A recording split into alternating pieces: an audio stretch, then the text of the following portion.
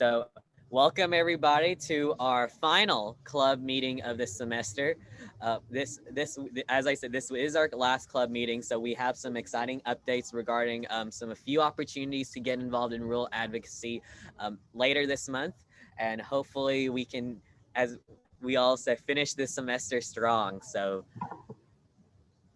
okay, so as I said before, we still need students to help lead the book club. You've all of you have seen kind of this slide that has like what you'll be doing. So if you are interested in helping lead it or even participating in it, please email me or as Dr. McQuail at jmcquail@tntech.edu. I know that we would really love to see this happen, and we're hopefully gonna and hopefully this will be a good opportunity to help students at Tech be able to learn more about rural and rugby through reading. And so if you're interested, just please let us know. If you're interested right now, is anyone interested maybe in doing this right now? Okay then. So Well, I if want to you, be part of the book club. oh, we would love to have you as part of the book club, Dr. Schaeffer. So definitely once this gets started up, hopefully soon, but it should be implemented next semester. We will definitely love to have you as part of the book club, Dr. Schaeffer. Um, so anyway, I'm gonna turn this over to Cheyenne Newby. She is your senior psychology major. Is that right, Cheyenne? I'm a senior psych major. Yeah, and she is the volunteer student worker at the Service Learning Center under Michelle Huddleston, and she has now joined our Grand Challenge Committee to help um, represent the Service Learning Center um, in what as we start to implement and grow Rural Reimagined. So I'm going to turn this a little bit over to her since I'm very excited that we'll be partnering with two of the psychology organizations, Psychi and Psychology Club, to help out this wonderful organization called Moments of Mercy. All right, so as Kester said, my name is Cheyenne and I'm a senior here at Tech. I'm a psychology major. I am an officer in Psychi, which is the honor society for psych students, and then I'm a member of Psychology Club, which is open to all majors. We have worked with Moments of Mercy in the past. We have done fundraising for them.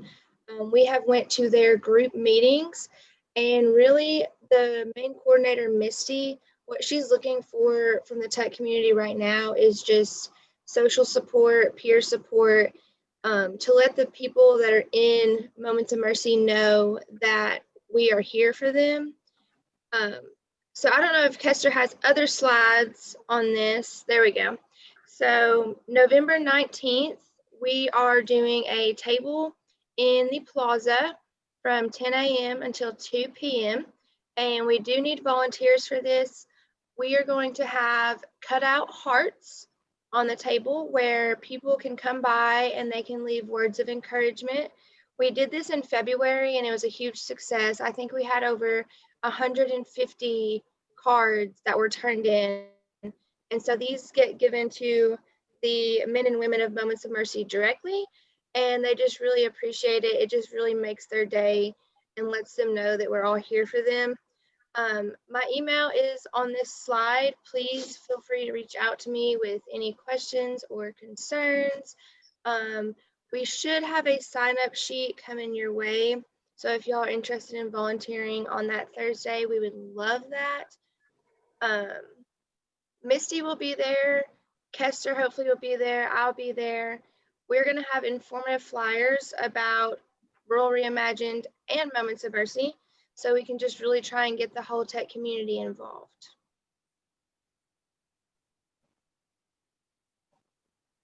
Thanks so much, Cheyenne, for sharing. And they're also looking for videos too. I do have it, but but essentially you just need to say your name, your major, and just some like as I put on the slide, words of encouragement, hope, and just if you connect with their situations, because as Cheyenne mentioned, a lot of the men and women under Moments of Mercy, they've gone through drug addictions, just really situations that have shaken up their identity as parents. So, and especially if you consider that the Upper Cumberland, there's a huge, opioid crisis.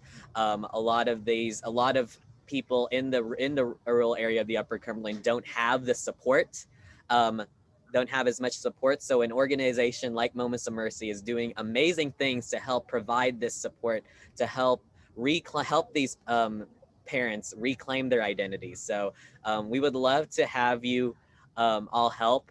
I'll definitely, Shine, if you could send more information to group chat, that would be great. And does anyone have any questions regarding this project, or if you're interested, just showing your interest or anything? I think I could volunteer for like an hour that day. That would be great. And I'm going to try to put my video in the GroupMe as well so you guys can see it. I recorded it on Snapchat. It was 50 seconds long. It took me like 2 minutes, like super easy to do, but it's going to make a world of a difference to them. Any other questions or any other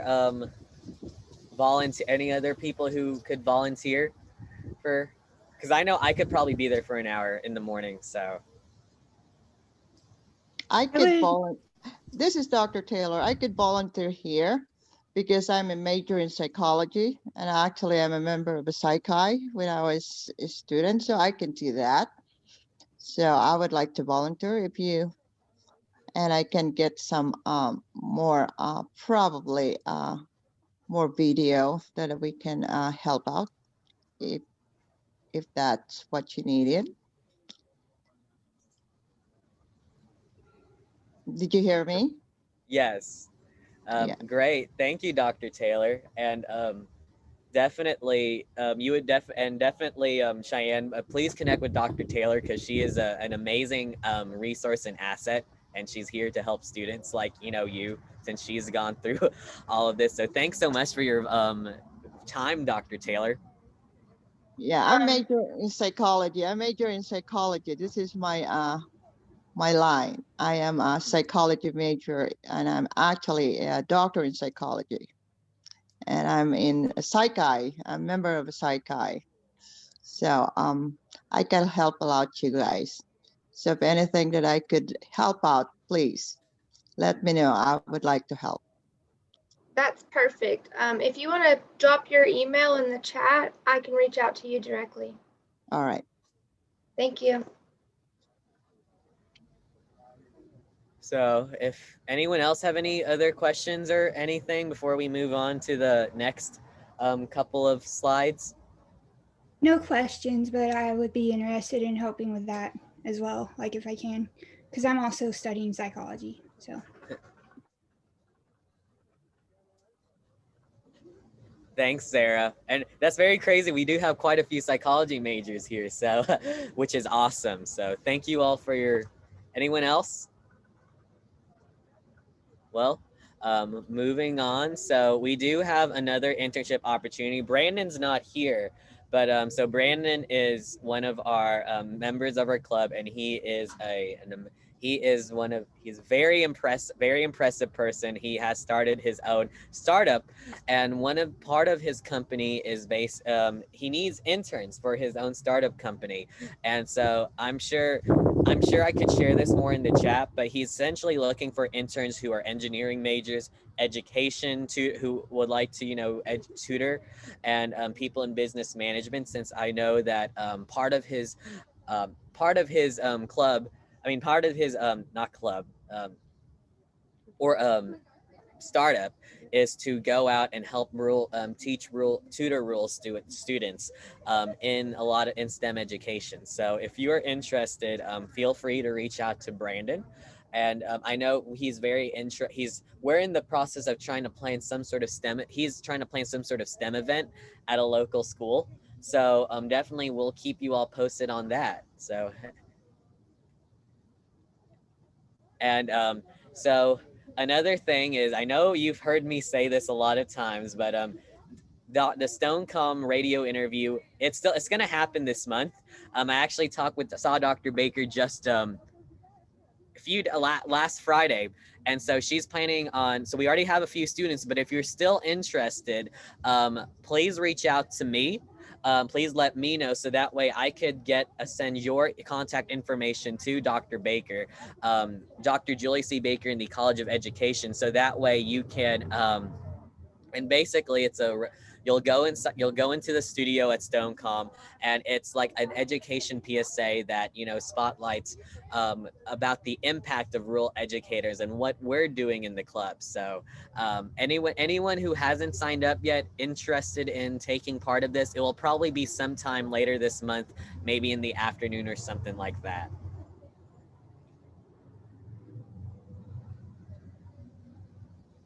Okay, well, if you are, just feel free to drop in the chat about it. So moving on. So a few exciting news. So we had our second ever Rural Journey speaker series a couple of weeks ago with Dr.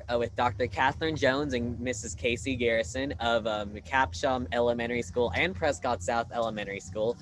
It was a phenomenal talk. I certainly enjoyed it, and we actually have I finally got the video uploaded onto YouTube. So if you missed it, you can watch the talk on YouTube, on our Rural Reimagined YouTube page. If you just type in Rural Reimagined Rural Journeys, you'll probably find it. And the link is on our social media pages as well. So definitely we're very excited that our second session went very well. I definitely had a lot of fun. And so our final Rural Journey speaker series session will be this upcoming Tuesday, November 17th at 3 p.m. And we're having two of our greatest student leaders on campus. Well, one's not a student. Well, I guess one's technically a student, but so we have Mason Hilliard. He is currently an undergraduate admissions counselor in the Office of Admissions here at Tech. He served as the SGA president and also was a student trustee. He is a phenomenal person. I think he's getting his master's in public service, I think, right now. So Mason is a wonderful person. He came from a very rural town just west of me, actually in West Tennessee. So very excited to have him speak about his rural journey, trying to bring educational opportunities at Tech to rural West Tennessee students. And we also have the Aaron Lay. He is our current Student Government Association president. He is an agricultural communications major, and he came from Madisonville, Tennessee, all the way in the other side of the state in East Tennessee. And we're very excited to have these two prominent student leaders to just share how they, you know, came from rural backgrounds, and they're now, you know, they're serving students at a college that, you know, that serves a predominantly rural population. So please go to tntech.edu/tab at 3 p.m. It will be on a Teams call. And does anyone have any questions about our final Rural Journey speaker series of the semester?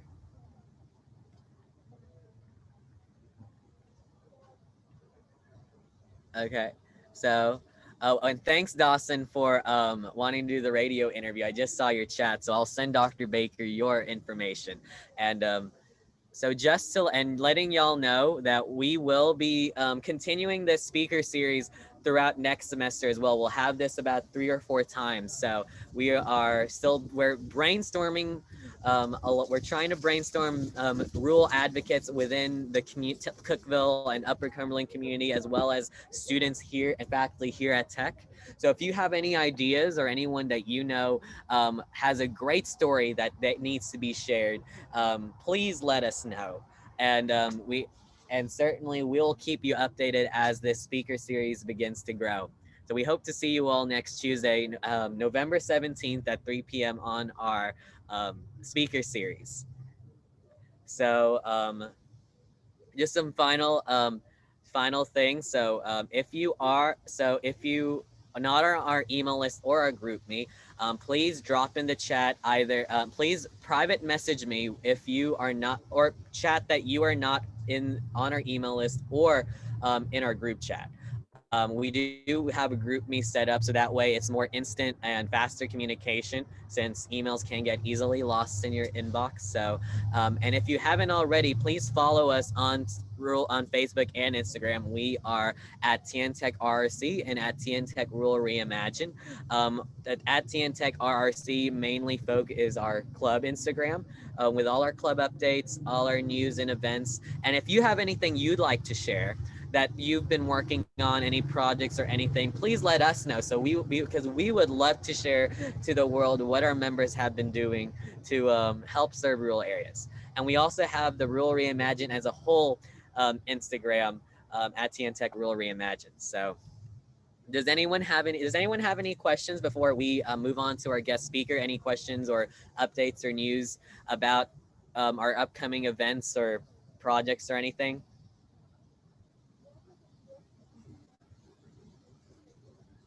And actually, I just remembered. Hey, Brennan, could you talk about the cleanup that you're organizing with Dr. Krosnick a little bit?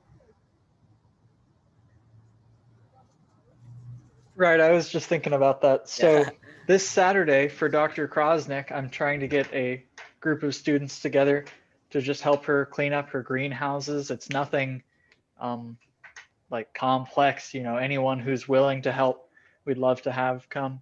It'll be from 9 to 2 Saturday morning, and it'll be the greenhouses that are right off of Street A on Tech's campus.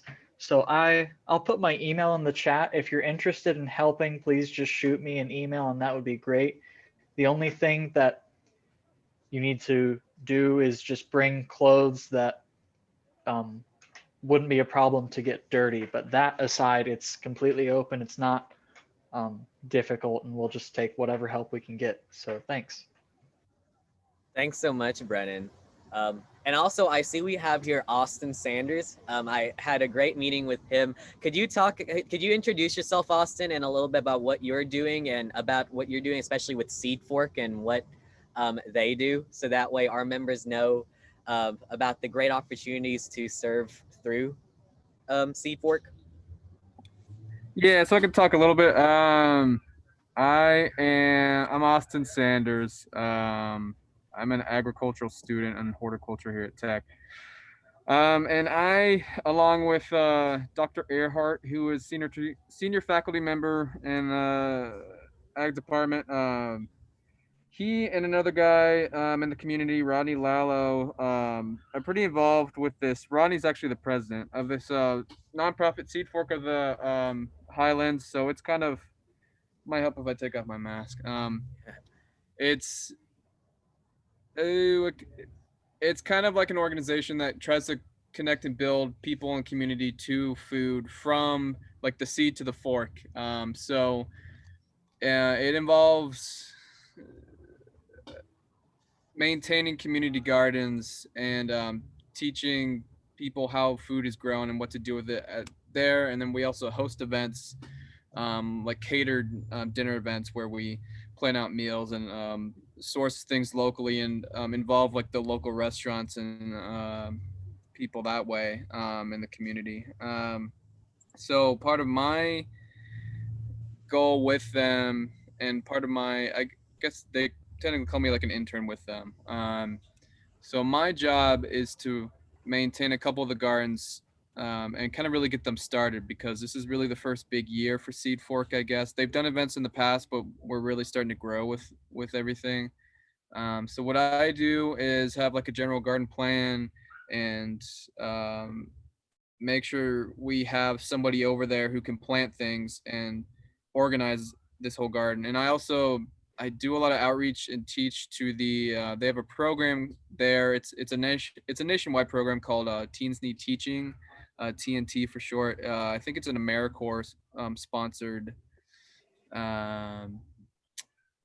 program where I go in and kind of teach the kids about food, gardening, some life skills in that, and trying to throw in some, environmental stewardship in there and stuff.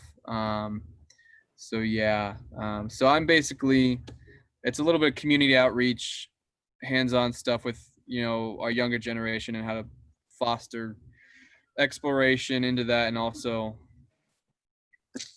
just fun stuff in the garden. So kind of connecting them back with Rural Reimagined in mind, if that helps.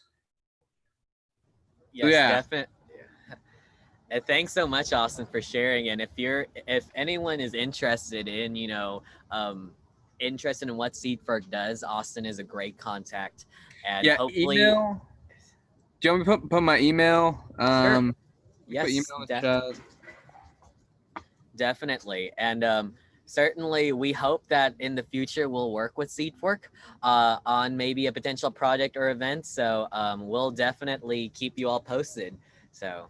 Yes, that's what I would like to mention. We're trying to come up with a day, maybe like a volunteer day or something. So I might plug that in here when we can figure something out.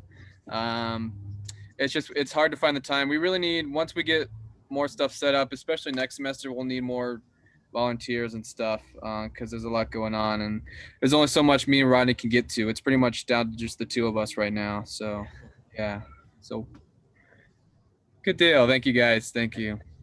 Thank you, Austin, for sharing. So, does anyone have any last questions before we're turning it off to our guest speaker today?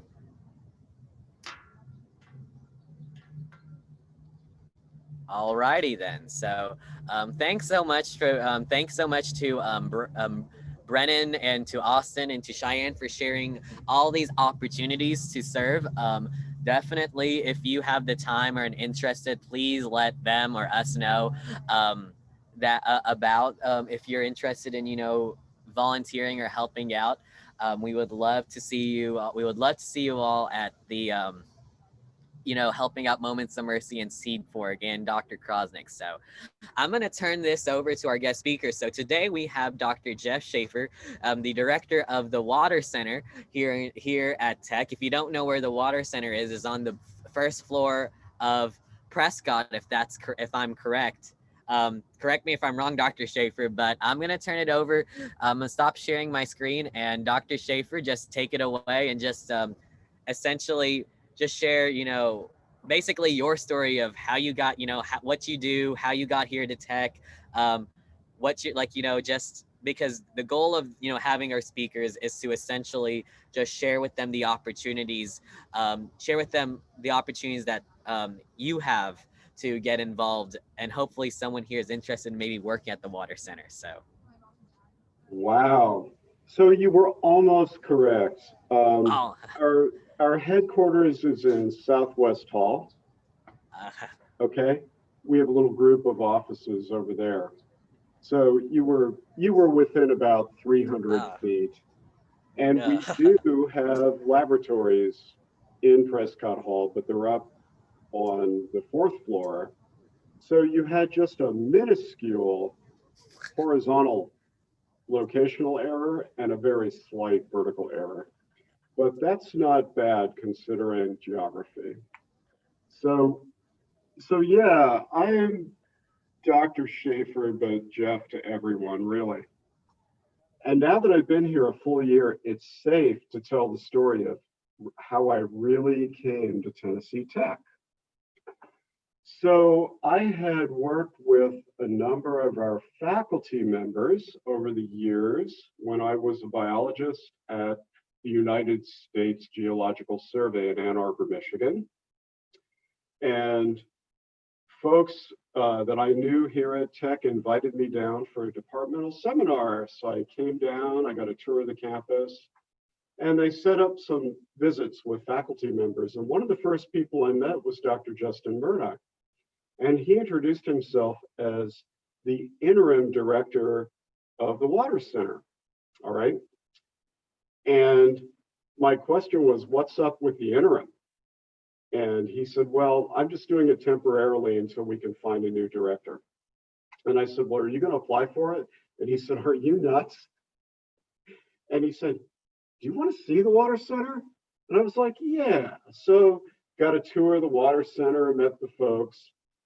And over the course of the day, as I met more and more people, I started getting these weird questions, and I felt like it was turning into a job interview, and gave my seminar, and there was the entire Water Center staff and a lot of the Water Center PIs there. And they were asking me these funny interview questions. And then we all went out to dinner at Crawdaddy's back when you could do that. And we were sitting there and someone turned to me and said, do you think you might be interested in applying for the position? And I thought about it, and just then the server brought us a tray, and they had ordered a pint of Calf Killer IPA for me to try. Took one sip, and after tasting Calf Killer IPA, I decided I am so applying for this position. So we had a long round of interviews and things like that, and ultimately I was selected. I've been here a little over a year. Now, Kester, can I have the screen for a minute? Can you do that? Sure.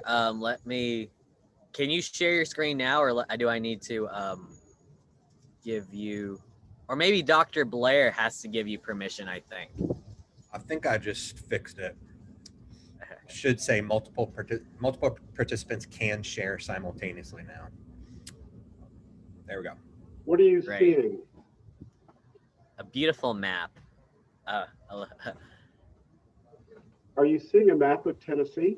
Yeah. Yes. Oh, really? Because I can't see what you're seeing, but all right. So this is a map of the distressed counties in Tennessee, right? You've all seen this.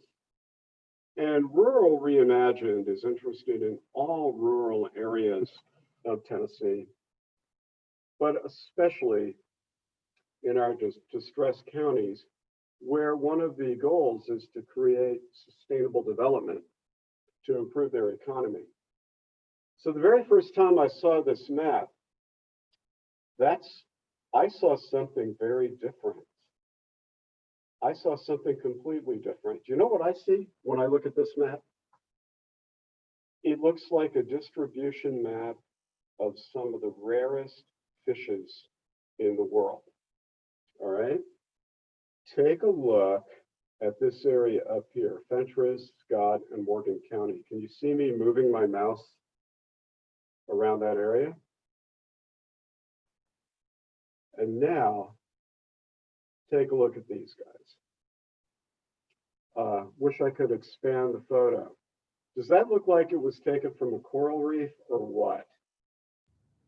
We can still only see the map, Dr. Schaeffer. Oh no. Hang on. It might be that if you're sharing only the map, so you could share your like full screen possibly.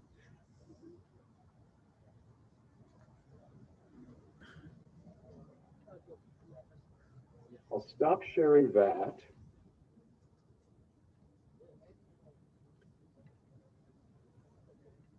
What do you see now? Just you? Just me? Yes. All right, let's try some. I think I've got this.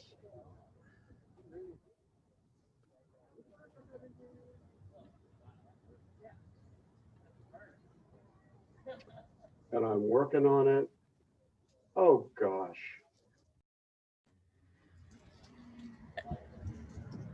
Take your time though, Dr. Schaeffer. We totally understand. This photo is so worth it. Yeah. I'd actually like to point out to everyone that within the past year alone, so Tennessee in last year had 15 distressed counties. So now we are at only 11 distressed counties. So actually Jackson, Fentress, Morgan, and I'm trying to figure out the other one, but Jackson, Fentress, and Morgan, which are just within in the Upper Cumberland or around the Upper Cumberland, actually boosted up from distressed to at risk. So now they're not at the lowest, they're not considered the lowest economically so hopefully we can see that that's a Rural Reimagined, definitely helping out our, rural areas in the Upper Cumberland. So. Do you see it now? Yes, Dr. Schaeffer. It looks like it was taken from a coral reef, but those are actually black-side dace that live in Northeast Tennessee. So when I looked at that distressed counties map, and I don't need the screen sharing has stopped. Okay, well then we learned something today. When I see our distressed counties or our at-risk counties, I think about fish, but it also tells me what these counties have, and that is they are rich in natural resources.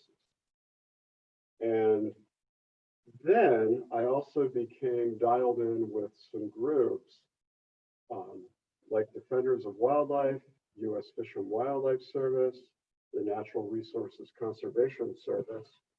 And their question or their goal is making conservation pay. All right. And how can we use these wonderful resources sustainably to bring about economic development? And so when you think about these counties, you think about habitats. I think more specifically about aquatic habitats. And there are lots of interesting things that are going on. The first is fishing, of course, not for the little rare and endangered guys, but for fishing in general. And Tennessee is actually a destination for a lot of anglers, not only from places like Nashville or Memphis, but from other states as well. So we have a lot of visitors who come here for fishing. Another thing that's getting more and more popular is recreational snorkeling, to come in and see the fish. And then there is a group that is actually working on engineering whitewater venues for tubing and rafting and kayaking, which is a very interesting concept. We have one on the Ocoee River down in southeast Tennessee that was actually used for the Atlanta Olympics. And folks are thinking about putting that in. But getting back to the issue of making conservation pay, there is a large array of programs that are designed to help small farms and small farmers or growers engage in better conservation practices to protect aquatic habitats and fishes like the black-side dace. And the Water Center is currently involved in a very large proposal that is centered around Bledsoe and Sequatchie counties to do broad habitat restorations on Walden Ridge.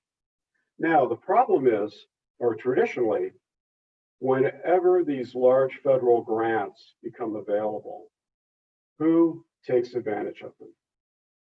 Somebody take a guess.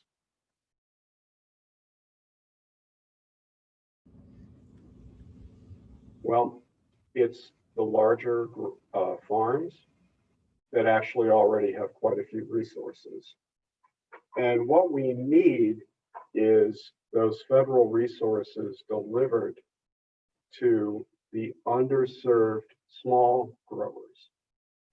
And so what we're trying to do with our new proposal is to make an effort so that if we get the money, if this large proposal is funded, and this is hundreds of thousands of dollars for environmental restoration, then it might actually go to the people who need it the most, and that is the underserved growers in these distressed or at-risk counties.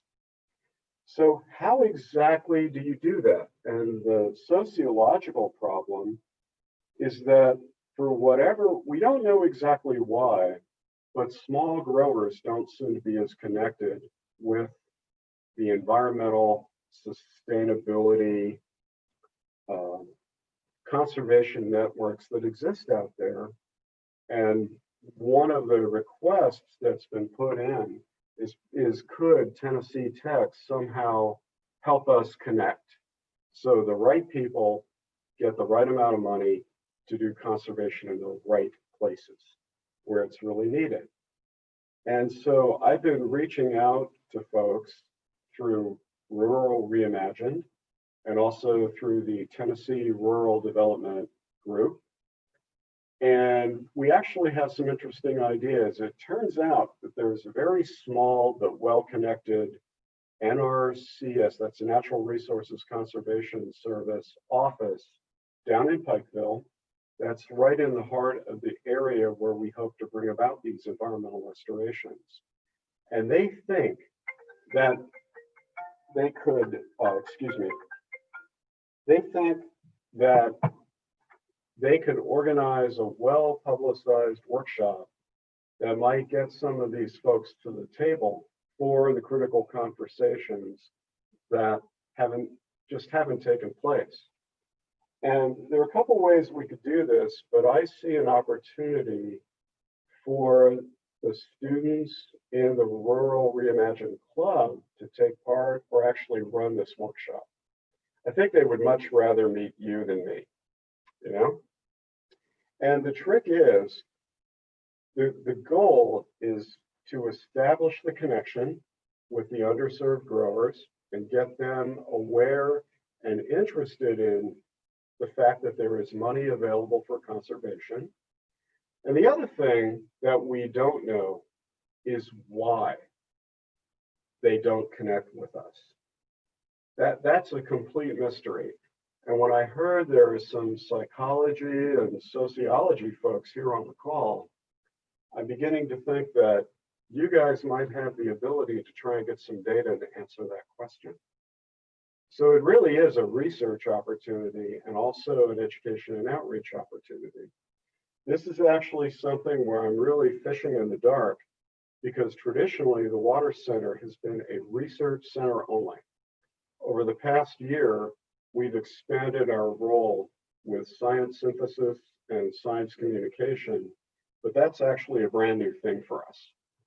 And we're having lots of conversations about new and better ways to convey science to the public and essentially publicize our work better. We do so much great research here, but we don't always talk about it in ways that people understand or connect with. So this is kind of an opportunity for the club. And if there's anyone interested in pursuing this, it would be wonderful to have another conversation. There's also another thing too. So the workshop is a great idea, but I believe these folks actually have their own social network where they're communicating with each other. I don't know how they do it. It could be Facebook. It could be regular meetings at the local feed store. It could be coffee every Saturday morning at a local diner. I've seen that before. But there's a social network out there that I'd like to know more about. So that my research challenge to you guys is, how does one find a geographically specific social network, and how do you figure out who's in it and what they're talking about? This is a psych, social, human dimensions question where I've had no training and no experience, or let's call it very limited experience. And could we somehow create a network of people down in Rhea, Bledsoe, Sequatchie County that is better connected with us and the conservation money and the conservation planning and the conservation tools that this grant and the agencies have to offer? I mean, that's a huge challenge, but I'm just going to put it out there to see what people might think. And I don't need an answer right now because I don't think there is an easy answer. But it's just something to think about. And to me, that might be a really great way to get some undergraduate research projects going into these kinds of social network investigations. You know? But the idea is that Rural Reimagined, you know, the economic development is great, but what if it could convey conservation as well and bring about better conservation practices? Because that's a win-win for everybody. Because I think that conservation does pay, and the type of economic development that might occur through that is eminently sustainable. So I just wanted to put that out there. Because that's what we're thinking about over here at the Water Center, you know? I would like to give my show my interest for that too, because it's kind of up my alley in terms of the conservation aspect. So I just want to say I'm interested in pursuing that further. I don't know if you could are you familiar with I don't want to put his name out there and volunteer him for something that he wasn't here to discuss, but I know Dr. Lecky in the ag department. Yeah. Seems you might be familiar with some of his stuff. So I don't know. Yeah, I talk to Brian all the time, Yeah. but generally we're talking about research, and we've not explored sort of his connections with growers and Okay. how that might work. Yeah. So I'll put that on my to-do list. But yeah, put my email in the chat earlier, so it'll be Okay. something I'd be passively interested in. So Is this research something that you're interested in starting now or next semester, or any idea? Well, the center director answer is, I wanted it to start yesterday. Hey, come on, I'm from the University of Michigan. We don't, we like to get things done. Next semester, of course, is fine. And there are a number of ways that these things could occur. It could be an independent study for credit. It could be an internship. It could be a club activity. I'm open to just about anything. Now, the real trick is, are there professors in your departments that might be interested in helping out or helping you with an independent study that's trying to help the water center?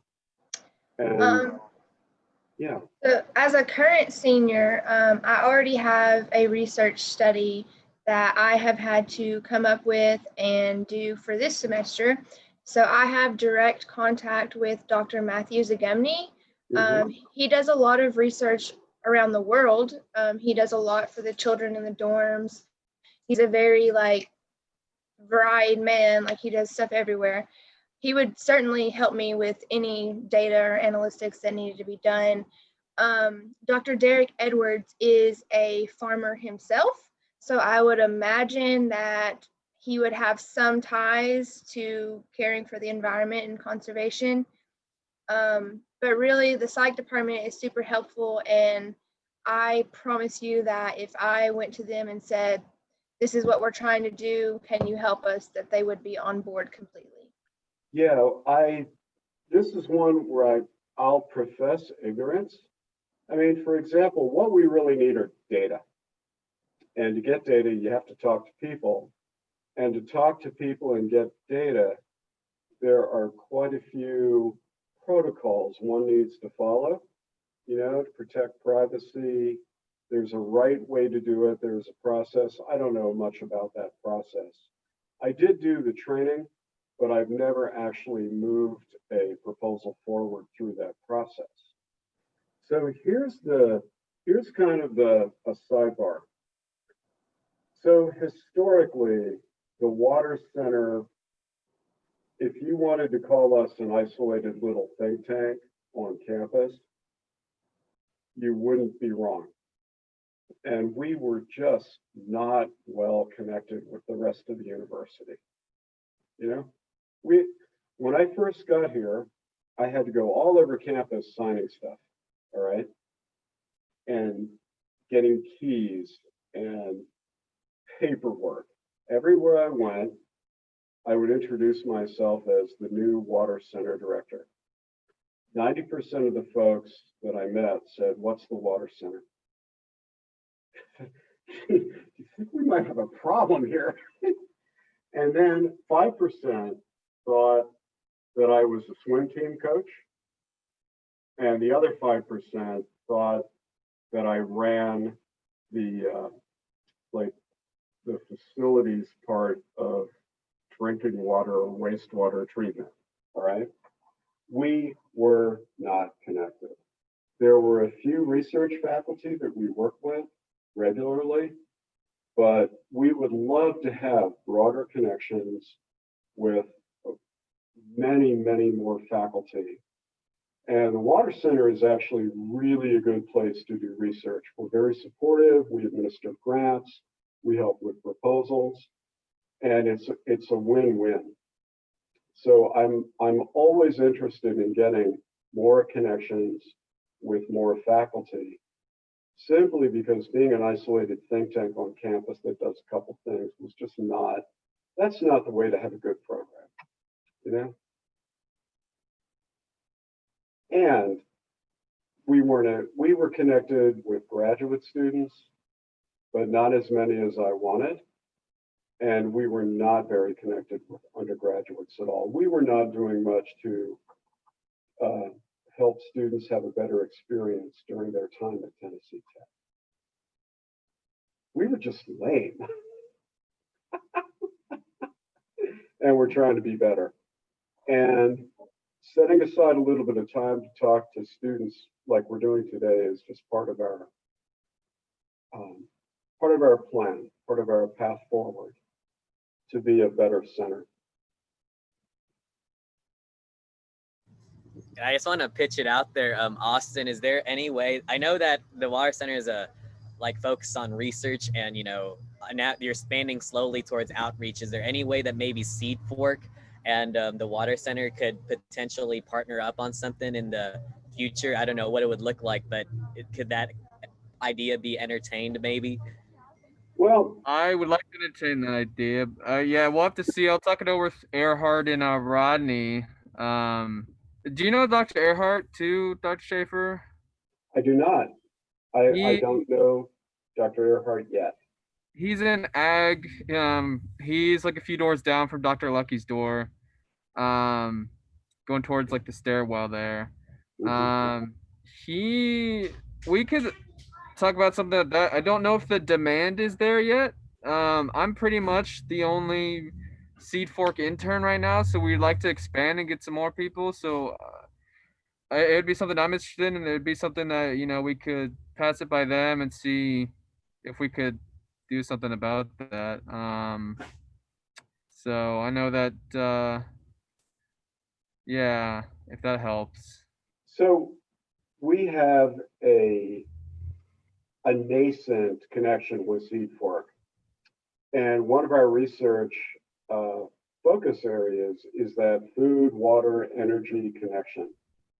Yeah. And that's a focus area that we have not done a lot with, other than helping Brian Leckie with his grants. Yeah. And one of our new projects is to look at bait minnow aquaculture as a way for rural farmers to get some money out of those little tiny ponds that are all over the place but never have good fishing. Mm-hmm. And so we're looking at the feasibility of raising minnows in these small ponds. And I think that it's going to be really easy to do. But the other thing we need is a supply chain. How do you get the minnows from the pond to the bait shop? And believe me, there is an unlimited demand for bait minnows, but there's no easy way to get them from point A to point B. And there were two corporations that dominated the bait minnow industry in Tennessee. And for whatever reason, they're at war with one another. And my attempts to reach out to them, it's kind of like being in no man's land between the trenches. It's really weird. Who would have ever thought there would be like bait minnow World War III, but there is. Yeah. But yeah, we've been pursuing a number of angles with how do you get less expensive water to farms? How do you get less expensive energy? Building design for tunnel greenhouses, all sorts of things that are out there. We just haven't been able to come up with anything that's really concrete beyond the bait minnow culture. But I had a very productive meeting, I think, with Seed Fork, or there was another group, is it Grow Cookville. Is that the Randy? What? Is that Randy Dodson's thing? Yeah, I know Randy. I haven't met him yet, but I'd like to. Yeah. Okay. Yeah, they're full of ideas, Yeah. and at the end of the day, there does have to be some opportunity for research because that's what we are about. We're going to plug away to keep finding those connections if we find something that works. Okay. Yeah. We'll see what we can. I think Dr. Ehart knows a bunch of people, so I think he's a good guy to reach out to, and then we can find some more support. Well, does anyone have any last questions for Dr. Schaeffer? I know it's almost 12, and I know a lot of people have classes about this time. So anyone have any last questions for Dr. Schaeffer? Any last any last takeaways or comments, Dr. Schaeffer, of just how to I've put your email in the chat. So if anyone's interested in getting involved in the water center, or working in what Dr. Schaeffer has mentioned, please feel free to email him if that's okay with you. And of course, yeah, this is not when you're building a new idea, it's not a one and done. You don't have that single conversation or that single meeting and walk away with a new proposal or a new grant opportunity. This is just the first of many. And I want to thank you for inviting me and hearing a weird fish perspective. And hopefully we can talk some more, and I'd be happy to come back and visit with you guys again as things develop. I think, Dr. Schaeffer, there is always a way. In every research, we can always find the solutions for every research that you're trying to find. And I look forward to talking to you one of these days. I think for every research that we're trying to find, and for every angle of every research that we're trying to find, there is always a way. And I think that's my thought. Yeah. And it's not all research. Dr. Blair and I have been discussing a student art show with a water theme. I have not forgotten about that. I still want to make it happen. Yep. COVID has really challenged our communication, but we're sort of coming back as everybody gets used to Zoom. And that new messenger RNA vaccine developed by Pfizer looks pretty promising. So we might be starting to come out of the woods in a few months. Fingers crossed. Yep, there is always a challenge, but there is always a way of how to pursue it and how you can do it. It's just a matter of where and when and how we can do it. And I think that's always the case for researchers, is always the challenge, and where can we find it? Mm-hmm. That's my thought of it. Yeah. So thank you all for a great visit. Thank you, Dr. Schaeffer, for sharing all of your ideas. So, Austin, did you have something or? No, I just saying thank you. Sorry. Okay. I gotta head out soon now. So. Thank you for inviting me. Thank you. Thank you. Thank you, Dr. Taylor, for coming. So I guess to be wise of everyone's time, I'm going to adjourn this meeting. So thank you all for coming. If you have any questions, I'll be sticking around for just a couple of minutes. So thank you all for all of your support, all of your involvement this past semester. I know it's been crazy, and I know things have been changing constantly week by week, but we are very excited that to see you all pursue all these opportunities to get involved in rural. So